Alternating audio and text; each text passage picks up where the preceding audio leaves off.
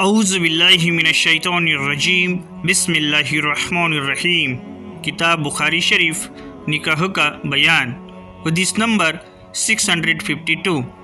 حضرت اسامہ بن زید رضی اللہ عنہ نے کہا کہ جناب مصطفیٰ صلی اللہ علیہ وسلم نے فرمایا، میں نے آسمانوں کی سیر کے موقع پر جنت کے دروازے پر کھڑے ہو کر دیکھا کہ اس میں زیادہ تر محتاج اور غریب لوگ تھے، اور مالداروں کو دروازے پر روک دیا گیا ہے، لیکن دوزخی مالداروں کو تو پہلے ہی جہنم میں بھیجنے کا حکم دے دیا گیا تھا۔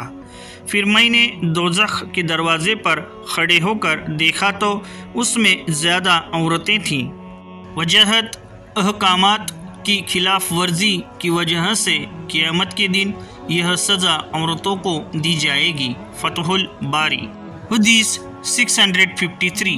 حضرت عبداللہ بن جمع رضی اللہ عنہ نے کہا کہ رسول اکرم صلی اللہ علیہ وسلم نے فرمایا، تم میں سے کوئی شخص اپنی بیوی کو غلاموں کی طرح نہ مارے کہ پھر دوسرے دن اس سے ہم بستر ہوگا۔ حدیث 654۔ حضرت عائشہ رضی اللہ عنہا نے کہا کہ انصار کی ایک عورت نے اپنی بیٹی کی شادی کی، اس کے بعد لڑکی کے سر کے بال بیماری کی وجہ سے اڑ گئے۔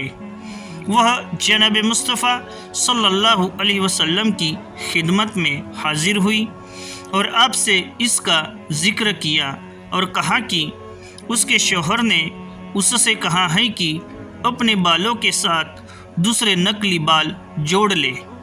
جناب مصطفیٰ صلی اللہ علیہ وسلم نے فرمایا، ایسا تو ہرگز نہ کر، کیونکہ نقلی بال جوڑنے والوں پر لعنت کی گئی ہے۔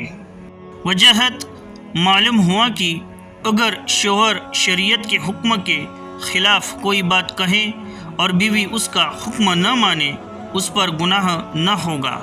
نقلی بال مردوں کو لگانا بھی بڑا گناہ اور لعنت کا سبب ہے۔ حدیث 655۔ حضرت انس رضی اللہ عنہ نے فرمایا کہ سنت یہ ہے، اگر کوئی شخص پہلی بیوی کی موجودگی میں کنواری سے شادی کرے تو اس کے پاس 7 دن لگاتار ٹھہرے، اور اگر کنواری کی موجودگی میں بیوہ سے شادی کرے تو اس کے پاس 3 دن لگاتار ٹھہرے۔ وجہت بخاری کی ایک دوسری حدیث میں ہے کہ اس کے بعد دنوں کی بٹواری کی برابر طور پر شروعات کرے۔ ایسے ہی منتخب حدیث جاننے کے لیے ہمارے اس چینل کو سبسکرائب کرے، لائک کرے، کمنٹ کرے اور زیادہ سے زیادہ شیئر کرے۔ آپ کا موٹیویشن ہمارے لیے بہت ضروری ہے۔ اللہ تعالیٰ دین اور حدیث سمجھنے کی نیک توفیق دے۔ قرآن، حدیث اور بچوں کو دین سکھلانا ماں باپ کا فرض ہے۔